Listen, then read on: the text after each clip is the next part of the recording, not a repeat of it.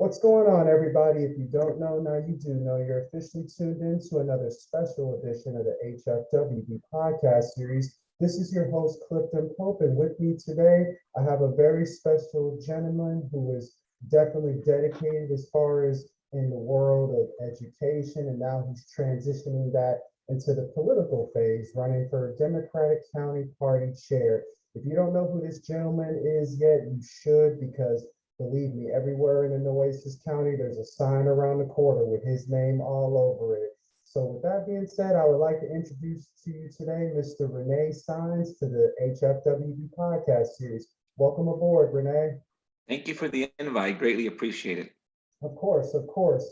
For the people who are listening to the HFWB podcast series right now, give them a little bit of a background story as far as where you come from and where you are at the moment, because a lot of people don't realize before you got into education, I was actually researching this yesterday, that you used to be into insurance, I heard.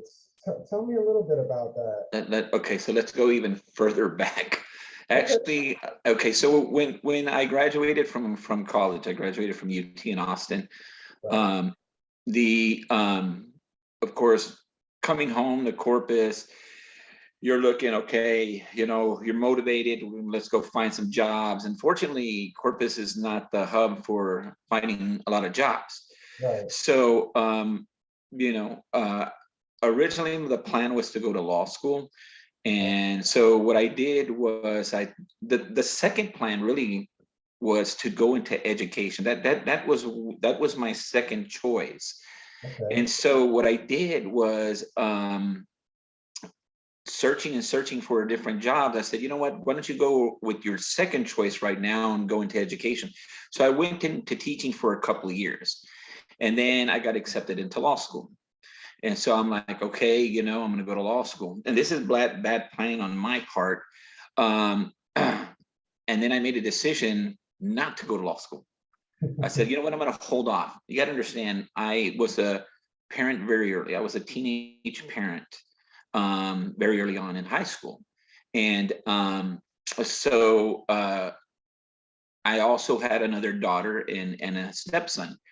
So I thought, they were very young, and I thought to myself, you know what, backtrack from your plan. You got accepted into law school.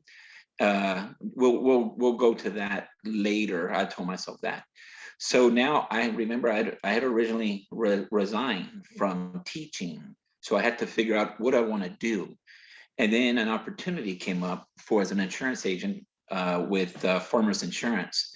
Okay. And so I went to Farmers and I talked with them, and I went into it. And what ended up happening was I got into it look, let me tell you about the Farmers program, though. It's a very good educational piece for people that do want to go. For a full year, I went through their educational program. And but when I was ready to start selling, Farmers got hit with lawsuits. And you might be too young. It was back when there was an issue of mold, and whether that was a peril that was covered under the homeowners insurance policy. So Farmers was actually fighting against a woman from I believe the Austin area. Okay. And then after that, a lot of lawsuits started happening. So here I am, I'm barely starting to get into it. And all of a sudden, Farmers decides they're not going to be selling. Well, they're selling still homeowners insurance, which is about 50% of the sales at that time. And nobody wanted to buy it. And so I was like, holy moly, it's kind of tough to build up a clientele just on a few products. Well, let me backtrack. There's quite a bit of products they sell, but I didn't quite understand the whole deal. And so I stuck around. All of a sudden, I decided to get out of insurance after a few years, because my wife was complaining to me, hey man, you got to bring in some more money. And it was very difficult. It's very difficult back then for me to sell life insurance to people. It's hard talking. When you're young, you're going to live forever. You know, a lot of times people don't want to even think about death because, you know, with, I guess, from my end of it, when I was looking at what is the value of buying life insurance if I'm going to be dead. Today, it makes all the sense in the world to me. And so what I did after a few years, I decided, you know what, I'm going to go back into education. And that's where I've been for the last 17 years. And the last 11 of those years at Moody High School.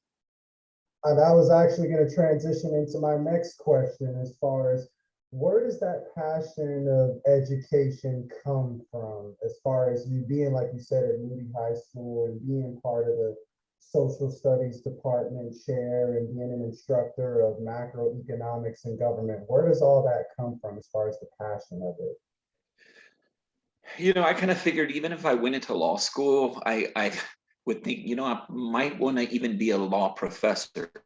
Okay. I think it's the opportunity to inform people and to open their eyes through them going out and researching for themselves and finding their facts. And the important thing, keyword there is the facts. Exactly. Okay. And their truth to one person is different.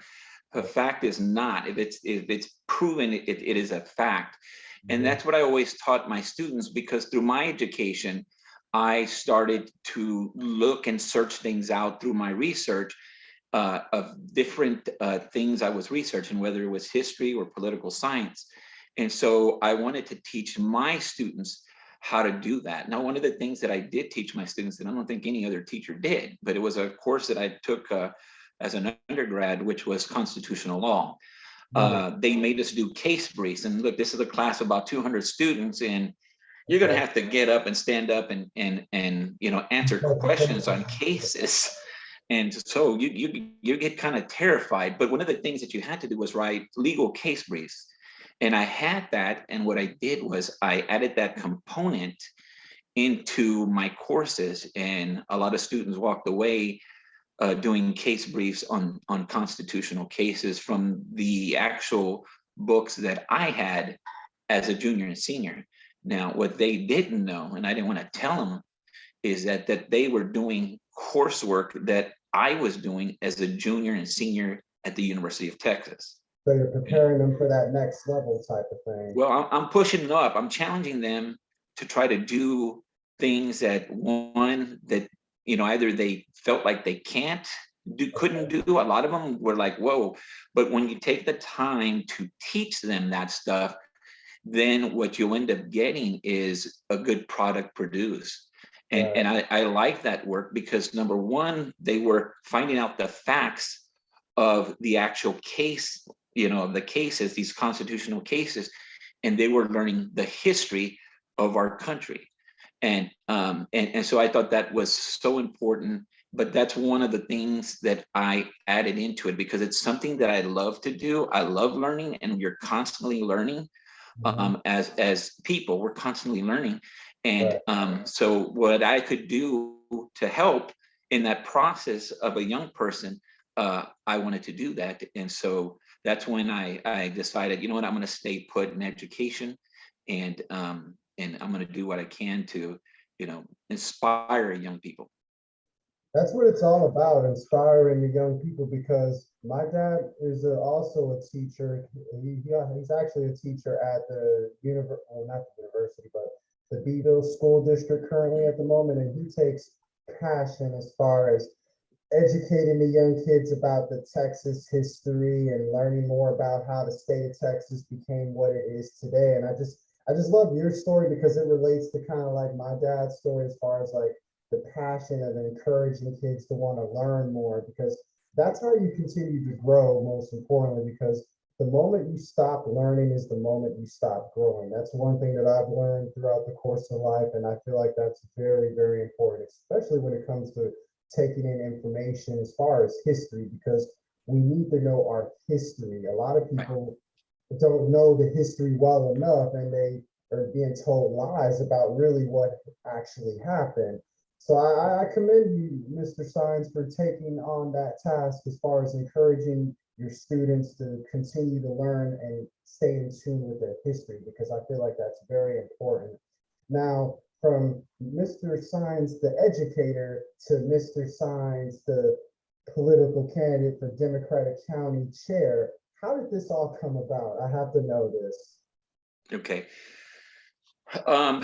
As I said, I haven't said it, but I had kids, but in the end, I had 5 total, okay? My younger son that I had as a teenager, my stepson, who I raised very young, and then my 2 daughters and my youngest son, who are going to graduate. My daughter, my son, my youngest one are graduating from Miller High School. And I love politics. I mean, that's why I studied political science and history in school, with the understanding that I would go into either one or two things, into law school or into education. So I went into education. But the fact that the politics was so important in my life, it was instilled to me by my family, that I had wanted to do the party chair since my late 20s. Okay, so but then there's the reality. okay. You got 5 kids. How are you going to be able to manage that? Yes, And that idea popped up several times, in my 20s and 30s, and even in my 40s, my younger 40s, because I was real close to running. But then again, the realities of life kind of sink in, and you're like, you know what? Don't do it, because you've got responsibilities. My youngest son, my youngest one, the only one that I had in my 30s, because all my other kids I had in my 20s. Right. My youngest son, who's going to graduate from Miller High School, is 18. And I think at this point, the seat has opened up, and I'm going to take a shot at it. It's a very partisan seat. I mean, you are the Democratic Party chair. You have a counterpart on the Republican Party too. And their job is to make sure that Democrats or Republicans win those seats that are being sought after, or maintain those seats.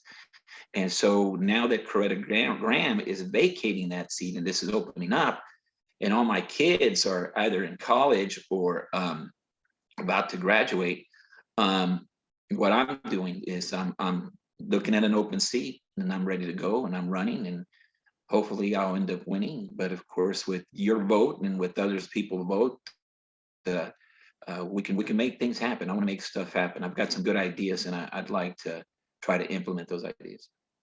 It's funny that you mentioned that as far as your ideas. That was going to be actually my next question. If you were to get elected Democratic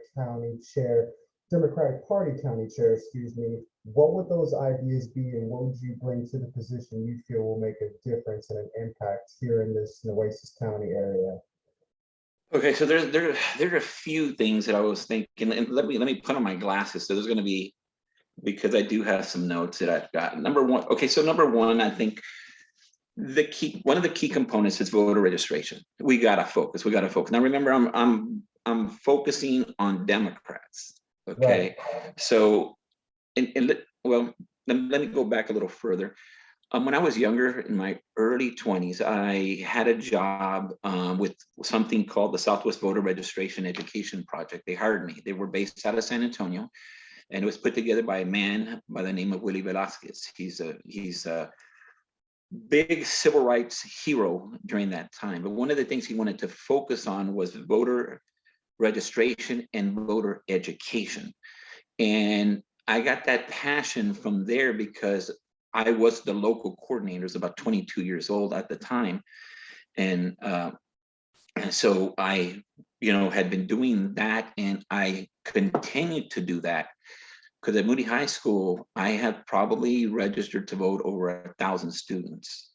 And I think it's important to be at least registered to vote, because that's the first part. You can't vote if you're not registered to vote. Exactly. And so now I want to take this further into targeting areas of town, or not just town, the entire county, and doing voter registration and the education component as well, and the voter outreach. So it's threefold. Number one, you got to register them to vote, and then 2, you got to figure out how you're going to get them to vote, because about half of our county in presidential elections, a little over half of our county actually turns out to vote. And this is in Nueces County. It's a pretty sad case. I don't know why. I've been voting since I was 18 and I haven't stopped voting. And so voter registration and targeted voter registration is one of those. So the candidate recruitment and training, you got to find quality candidates to run for office. Okay. And that's one of the things I want to do, but I also want to educate these candidates.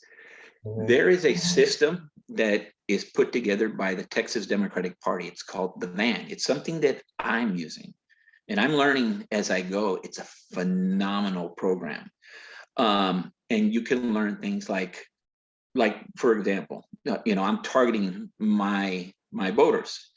Okay, I want to know who voted in 2020, 2018, and 2016 in the Democratic primary. We call those the 3D voters, right? Because they voted in the last three primary elections. Now I take a risk by doing that, right? Because I'm losing out on maybe very younger voters, 18 and 20. But I have to figure out what my strategies are. And that's what I want to, through the VAN, and you can create that and it'll develop that system for you. It'll also tell you, like right now, I know who has voted and who has not voted. So I don't have to now target those who haven't voted. I target those who have voted. Okay. A lot of people, a lot of candidates don't know this if they're not trained on how to use it. And one of the things I want to do is to be able to train them so they can run more effective campaigns on their targeting and so forth and so on. There's a few other things, of course. You got localized communications. One of the things that the parties don't do is focus on nonpartisan elections. Okay. And where do you draw candidates from? Democrats. Well, the way I look at it is Republicans, and it's happened, control the city council. Republicans control, they got a majority, the CCISD school board, the Del Mar Board of Regents. So look at that component right there. They have a lot of people to draw from. And that fact by itself, that you start off, for example, school board or city council, you probably have a desire to run for higher office. So from my end of it, I see that as a threat to the Democratic Party, because all of a sudden you've got these candidates that already are well recognized. And because they're either on the TV, they're on the school board, they've already got something built up. And so for myself, I'm doing something new, is to now start to focus on fielding and running candidates in local nonpartisan races. And I can find out if they're Democrats or they're not, because again, utilizing the VAN, I can see how they voted. If I wanted to pull your name up, I can see if you voted in every single election in the last 15 years. It's that precise, or if you skip the elections and so forth and so on. So also you got to do a lot of fundraising, and that's one of the key deals, right? I think one of the strategies that has been used in the past, I'm not part of that strategy, so I'm not in the inside on that part. We need to start to venture into territory that you would not think there would be Democrats. What I do, and I've been doing, because like I said, I love political science, I look at voting trends, okay? And I try to see how are the precincts, and I'll look at it precinct by precinct by precinct in Nueces County. And I try to see, okay, how are these precincts voting? A lot of these Southside precincts, which were real heavy Republican at one time, is no longer the case. And so you start to target a lot of these areas. So look at the areas that are strong Democratic areas, maximize the voter turnout in those areas, and then go into other areas where you start to see the trend where Democrats are doing better and better and better. And a case in point is, like, for example, the lakes in Corpus Christi. Joe Biden lost the lakes, but he only lost it by less than 50 votes. And you can see a lot of these in other big voting precincts as well. So I know I'm kind of explaining a lot. And so what I'm going to do is I'm going to hush and let you go ahead, because I can go on and on and on, but I don't want to.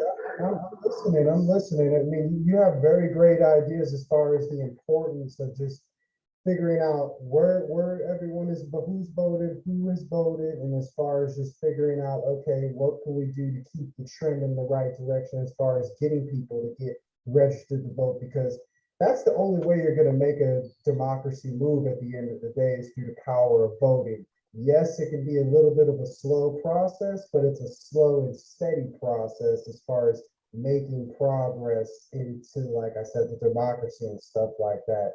So I want to ask you this before I kind of want to wrap everything up here, Mr. Saenz. What do you feel, or what do you feel like is the future as far as like voting and education and all that in general? Where do you see that going in the next few years as far as the importance of it? When I worked for the Southwest Voter Registration Project, one of the sayings was "Su voto es su voz." In English, it's "your vote is your voice," and that is so true. Yes, it If is. you don't participate in the process, then you become part of the problem, Yeah, because the ones that complain the most typically don't vote. exactly. Now, and it's very frustrating because, but I can see where they may say, well, I'm just one person. Well, imagine all those people that might think that way. Well, I'm just one person. Well, add all those people up and they could add up into the thousands. And the impact that you can have on an election, okay, it is so crucial. And I was instilled that by my family and enheartened because I got my degree in political science. And then as an educator, I went out and I pushed it to get young people registered to vote.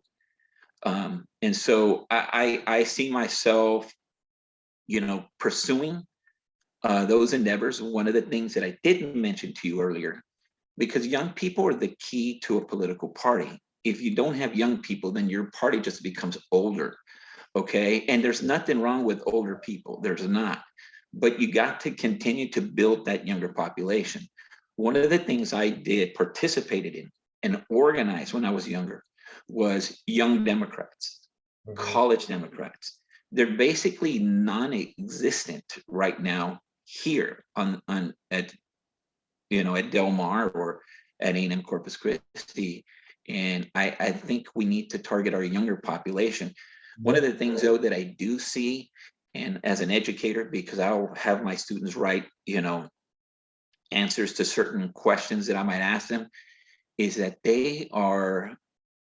a lot of younger people don't necessarily take sides on Democrats or Republicans, or they don't fully understand, that the differences between the party, and they feel no loyalty to the party, but they do have loyalty to ideas. And just reading papers, I can tell they swing more progressive on a lot of their issues. So the targeting of these young people are going to be so important to our party. That's going to be one of the big things that I target to get a college Democrats at the universities, and to get a young Democrat, because they're going to make all the difference in the world. And I know that because I've seen the data. I've seen it in NUECES County. Let me tell you a brief little story on something. When we moved back from Austin, we rented a home before we bought it, and it was in precinct 91. It's over there, out there by the university. It was a very solid Republican area.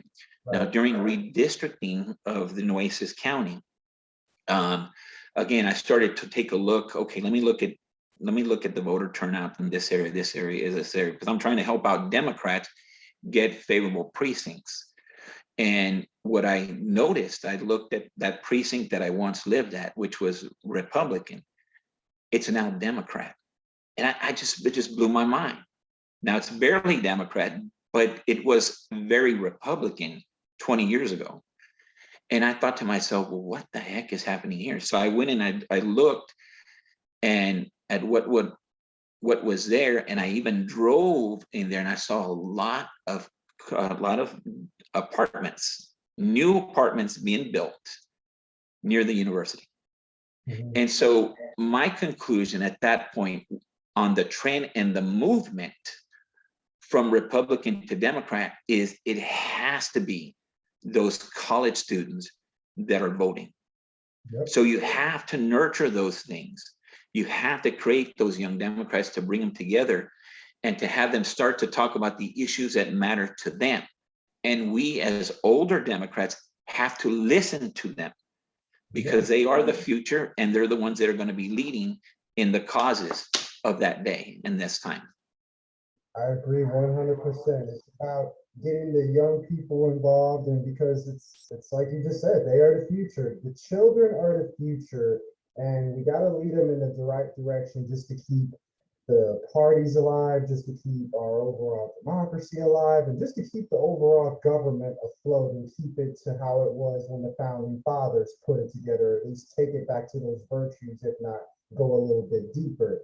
Now, Mr. Saenz, as I wrap everything up as far as with this interview, I just have a few set of questions that I've been asking everybody, of course. The first question I have for you, sir, is what is the first thing you do or think of every single day whenever you wake up, every morning? The first thing I do, I wake up, I get up pretty early in the morning. I probably get up about 4:30, is I get myself ready and I go to the gym. It's important. I had, when you're raising a family of 5, sometimes you just manage to not go out and do the things that you once used to do. And you also eat and you do nothing to wear that off. And so what I've done is maybe about a couple of years ago, I did lose, like 42 pounds. But I've kind of plateaued, okay, because I've kind of drifted away from the diet, but I've kind of plateaued. I'm not really gaining, but I'm not really losing. I need to go back to the diet but continue with the gym, because a lot of times you need to get a peace of mind also, not only for your physical health, but also for your mental health. When you go to the gym or when you go for a long walk, which is what I'm going to do after we finish here today, I'll walk about 4.5 miles. Sometimes it gets you thinking, and sometimes you need to think and you need to communicate with yourself what you can, and you need to reason with yourself. It kind of can sound a little crazy because you're communicating with yourself, but I think that's positive, because you try to resolve your problems that way. And that's the way I started thinking during this campaign. As I go walking, for example, downtown, it gives me, I'm walking 4.5 miles, so it's going to take a little bit of time. So there's a lot of thinking taking place, but that's where I generate my ideas from, or whether I'm at the gym or whether I'm walking somewhere downtown. It gives you a peace of mind. And sometimes you need to think, especially right now when you're a candidate and you got about 2 weeks to go, or less than 2 weeks to go to the election. Try to figure out, okay, so what's the plan next? Gotcha. That kind of leads into my next question that I actually had for you, as far as you were mentioning, as far as the physical and the mental health aspect, as far as like working out and going to the gym. What does health overall mean to you as far as your personal definition, as far as what is wealth in your own definition as well? Well, your personal health, as I said earlier, it can be both working on your physical health, but you got to motivate yourself. You really do. Sometimes for a lot of people, it's like, nah. You have to motivate yourself. Yeah. I think that component of motivating yourself will also be better for you mentally too. Okay, so there's a physical and mental component to your health. And that's how I found it to be very, very, good for me. Because it allows me to think more. I've got time for myself. When I go out places, like I go to the gym, I don't even want to talk to people, man. I really don't. And I'll see people there and I'm just like, man, please don't talk to me, because I just want to think. And so that mental aspect of it becomes so important. And I use the gym or those walks to also help me on the mental parts of that. So I would say that, you know, many people need to motivate themselves to try it, because it will happen. You know, you just got to push yourself, eat the right food. And sometimes that's not what you want to do, but do it, you know, because it will eventually work. But then doing that physical part is also going to help you on the mental part, because you're going to be thinking too, and you'll be, it just has been very beneficial for me. Yes, sir. Yes, sir. It's kind of like what I always like to tell myself and tell everyone around me. It's like you got to train the mind, that way the body can follow at the end of the day, because the mind and the body are so connected more than people realize. It's important that we got to keep those things intact as much as possible. But for everybody who is listening to the HFWB podcast, Mr. Saenz, tell us some of your favorite hobbies you like to do. Well, well, when I was a very young person, I grew up listening, and I loved it, punk rock music. Well, guess what? All right. I'm 49 years old. I still listen to punk rock music. There's It nothing- never has come to an end. I like listening to old rap, you know, music, things that I grew up with. So like my hobbies right now are to get into, go to music, go to concerts, because it also, as another way, can help you free your mind, you know, for at least that time, and can help you with your mental health too. So yeah, so I like going to a lot of concerts. I really do. Unfortunately, I have to leave the city for a lot of them. I have to. And number two, I like to travel. I love traveling. It gives me a different perspective of what Corpus Christi could be, but isn't. And let me give you a good example. I went to Miami. I went to South Beach. Oh my God, phenomenal. And then I look at North Beach, right? And or Corpus Christi Beach. And I think to myself, dang, these two could have a connection, but no one is doing anything about it. Then to take that elevator. So by going out of town, sometimes you get different perspectives. During the summer, we were in Chicago, and I had the luxury of going to the Navy Pier, and it makes me wonder about our piers here. I like traveling because it gives me ideas on what I think our city could be, but our city is not. And I think it's kind of sad, because I've been thinking this way since my early 20s. Oh man, that's crazy. And I hear it from students too. They're just like, we're getting out of here. We're getting out of here. And I understand it. I get it. But I mean, I tell them, hey, I left. I wasn't planning on coming back. I made a promise to my wife that we would come back, and we're here. It's a good place to raise a family. That's certainly for sure. I enjoy those parts. But if you like a slow life, you know, where things are not fast, Corpus is the place to live.